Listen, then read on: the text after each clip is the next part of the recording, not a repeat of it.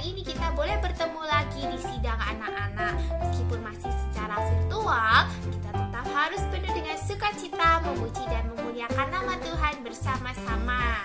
Nah, adik-adik ya, meskipun situasi ini mungkin sudah terlihat baik-baik saja ya adik-adik ya, jumlah virus, jumlah orang yang terkena COVID juga sudah sangat menurun, tapi bukan berarti kita tidak berhati-hati. Kita masih tetap perlu terus waspada, tetap perlu jaga protokol kesehatan ya, apalagi karena baru-baru ini juga muncul virus-virus yang baru lagi nih adik-adik. Karena itu kita perlu tetap menjaga kebersihan, sebelum makan tetap harus cuci tangan, juga jangan jajan sembarangan ya adik-adik. Lalu juga tetap perlu memakai masker dan menjaga jarak ya, karena bagaimanapun virus ini masih ada di sekitar kita. Nah, itu kita tetap perlu harus menjaga tubuh kita supaya kondisinya tetap sehat, tetap kuat, supaya kita juga bisa memuji nama Tuhan dengan leluasa, supaya kita bisa bersidang dengan penuh sukacita juga. Nah, adik-adik ya, sebelum kita mulai sidang kita harus melatih roh kita. Kita harus menyeru nama Tuhan dan juga berdoa. Kita seru nama Tuhan dulu bersama-sama ya 5 kali. 1, 2, 3. Oh Tuhan Yesus, amin. Oh Tuhan Yesus, amin. Oh Tuhan Yesus, amin. Oh Tuhan Yesus, amin. Oh Tuhan Yesus, amin. Tuhan Yesus, terima kasih atas kasih karuniamu dan atas penyertaan-Mu kepada setiap kami. Tuhan, kini kami mau bersidang bersama-sama. Tuhan, biarlah kami dapatkan sidang pada hari ini. Dapatkanlah telinga kami dan juga hati kami boleh terbuka dan menerima firman Tuhan. Dapatkan juga mulut kami boleh menjadi mulut yang penuh puji-pujian bagi nama-Mu. Terima kasih Tuhan Yesus, kami cinta padamu. Amin. Nah, adik-adik, kita bisa bangkit berdiri sama-sama. Kita boleh membuka mulut kita, memuji dan memuliakan nama Tuhan dan menyanyikan kidung berikut ini. Aku inilah anak Allah yang telah ditebus oleh darahnya. Aku mau jadi ekspresinya, hidup suci di hadapan Tuhan. Bila iblis menyuruhku mencuri, gak mau. Bila iblis menyuruhku berbohong, gak mau. Bila iblis menyuruhku bertengkar, oh gak, lebih baik ku usir dalam nama Yesus. Aku inilah anak Allah yang telah ditebus oleh darahnya. Aku mau jadi ekspresinya, hidup suci di hadapan Tuhan. Bila iblis menyuruhku mencuri, gak mau. Bila iblis menyuruhku berbohong, gak mau. Bila iblis menyuruhku bertengkar, oh gak, lebih baik ku usir dalam nama Yesus. Aku inilah anak Allah yang telah ditebus oleh darahnya. Aku mau jadi ekspresinya, hidup suci di hadapan Tuhan. Halo adik-adik, bertemu lagi dengan Kak Kesha. Nah, kali ini Kak Kesha akan menceritakan nih tentang, masih nyambung nih, masih tentang 10 perintah Allah, tapi kita masuk ke perintah yang ke-6. Tapi sebelum itu adik-adik, sebelum Kak Kesha bercerita, Kak Kesha mau ajak adik-adik untuk berdoa dulu nih. Adik-adik ambil sikap yang tepat ya, lipat tangan, juga tutup matanya. Kak Kesha pimpin dalam doa ya. Oh Tuhan Yesus, Tuhan terima kasih. Tuhan, tadi kami sudah menyuruh nama Tuhan bersama-sama. Kami juga sudah berdoa. Kami juga sudah berkidung memuji nama Tuhan. Tuhan, saat ini kami akan mendengarkan cerita dari firman Tuhan. Jaga telinga kami, telinga yang dengar-dengaran. Jaga sikap kami juga sikap yang tepat. Sehingga melalui cerita hari ini, kami menjadi anak-anak yang cinta akan Tuhan. Terima kasih Tuhan Yesus. Amin. Nah, adik-adik, hari ini kita masuk ke perintah yang ke-6. sebelum itu kita ingat lagi yuk 5 perintah yang sudah pernah diceritain nih sama kakak-kakak yang lain. Perintah yang pertama, jangan ada padamu Allah lain di hadapanku. Yang kedua, jangan membuat patung yang menyerupai apapun. Yang ketiga, jangan menyebut nama Tuhan Allahmu dengan sembarangan. Yang keempat, ingatlah dan kuduskanlah hari Sabat atau hari Tuhan. Dan yang kelima, baru minggu lalu dibahas, hormatilah ayahmu dan ibumu. Nah, adik-adik, sekarang kita masuk perintah yang keenam nih. Perintah yang keenam yaitu jangan membunuh.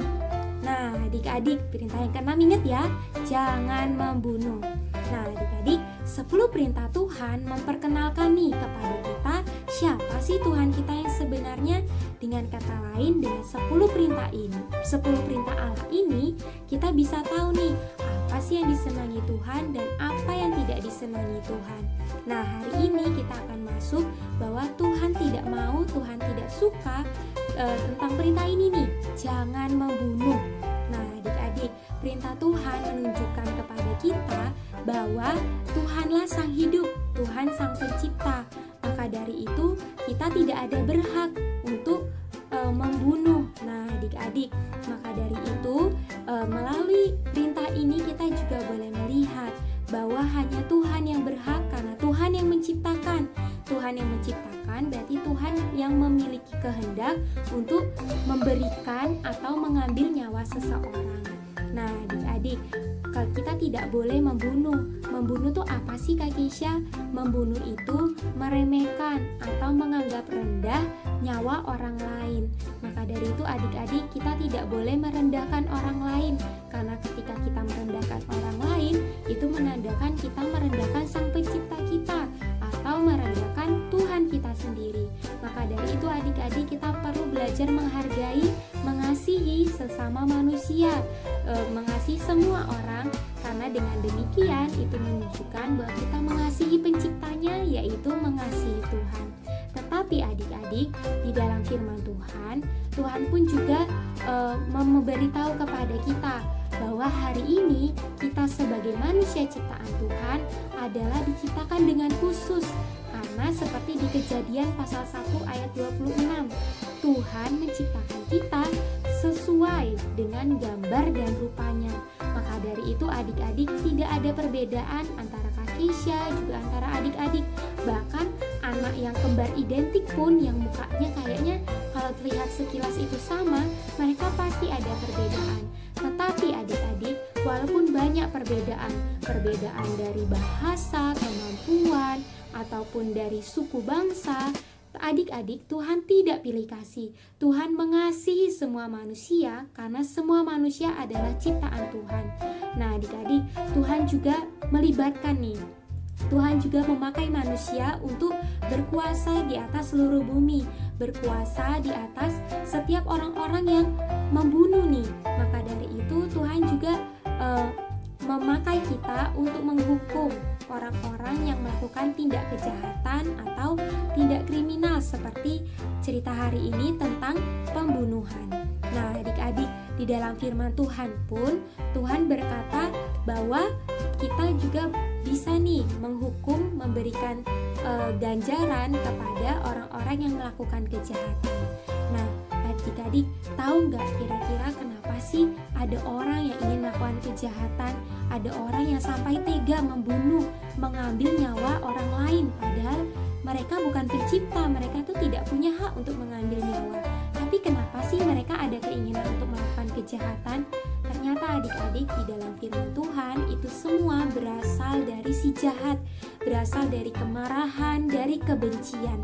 Bahkan adik-adik, di dalam 1 Yohanes pasal 3 ayat 15 dikatakan bahwa ada kemarahan, ada kebencian di dalam hati kita terhadap saudara seiman kita kepada orang lain, itu sama dengan membunuh. Akisha coba bacakan ya, 1 Yohanes pasal 3 ayat 15. Adik-adik, kalau yang ada Alkitab boleh dibuka. Kalau yang masih bingung nih, aduh Alkitabku di mana, boleh dicatat. Nanti nanti selesai mendengarkan ini, adik-adik buka ayat Alkitabnya ya, di 1 Yohanes pasal 3 ayat 15.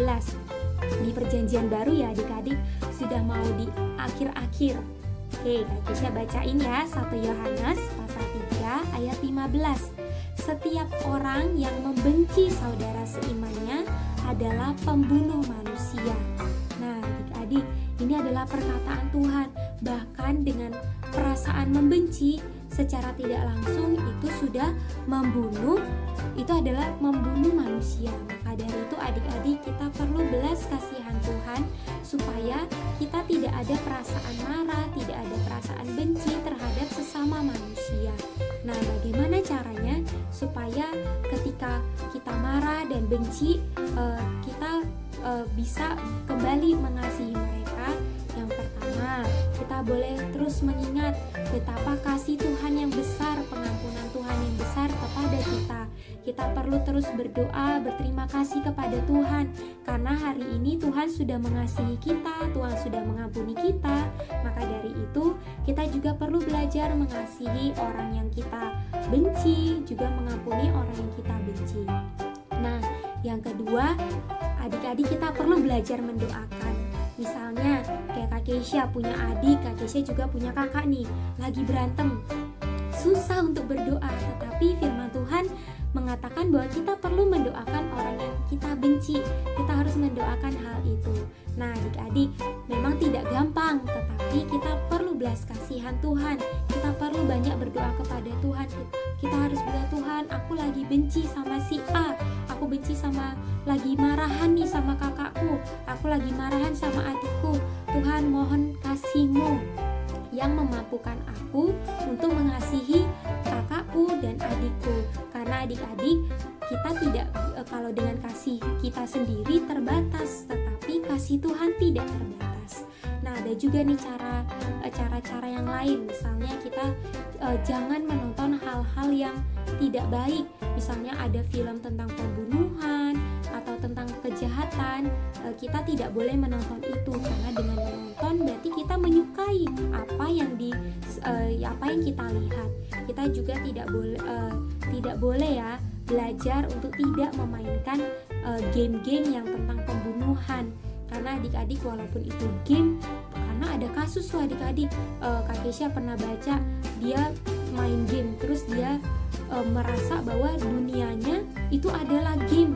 Jadi dia masuk ke sekolahnya membunuh teman-temannya karena berawal dari nonton, berawal dari main game. Terus ketika dia marah nih sama temannya, dia mempraktekkan tuh apa yang dia tonton, apa yang dia mainkan di dalam game itu. Maka dari itu adik-adik, kita perlu belajar hari ini banyak berdoa kepada Tuhan, sehingga kita menjadi anak-anak yang cinta akan Tuhan.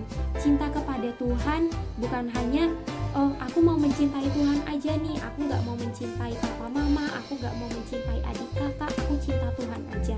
Enggak adik-adik, hari ini Tuhan ada di setiap kita. Tuhan ada di dalam papa mama, Tuhan ada di dalam kakak-kakak, Tuhan ada di dalam setiap adik-adik. Maka dari itu adik-adik, kita perlu belajar mengasihi, mencintai mereka semua. Dengan demikian, kita juga mencintai, mengasihi Sang Pencipta, yaitu Tuhan kita. Nah, adik-adik, cerita Kak Kesha sampai di sini, tapi jangan dilupain ya adik-adik, karena cerita kita masih nyambung nih. Hari ini Kak Kesha masih di perintah yang ke-6, berarti masih ada 4 perintah yang lain. Adik-adik terus ingat ya, sehingga melalui 10 perintah Allah nih, seperti yang Kak Kesha bilang di awal, kita menjadi anak-anak yang tahu, mengenal akan Tuhan kita, apa yang Tuhan tidak senangi, apa yang Tuhan senangi. Nah, hari ini adik-adik, semoga Tuhan terus memimpin kita menjadi anak-anak yang sesuai dengan kesukaan hati Allah. Adik-adik, cerita Kak Kesha sampai di sini. Terima kasih sudah mendengarkan. Sampai jumpa minggu depan. Dadah. Halo adik-adik, apa kabar semua? Wah, pasti kalian suka cita ya mendengarkan firman Tuhan hari ini. Nah, sebelum kita mengakhiri sidang kita, harus hafal ayat dulu dong ya, sama-sama ya. Oke, yuk kita buka Alkitab kita di dalam Matius pasal 5 ayat 22. Matius pasal 5 ayat 22. Yuk kita baca sama-sama ya. Matius pasal 5 ayat 22.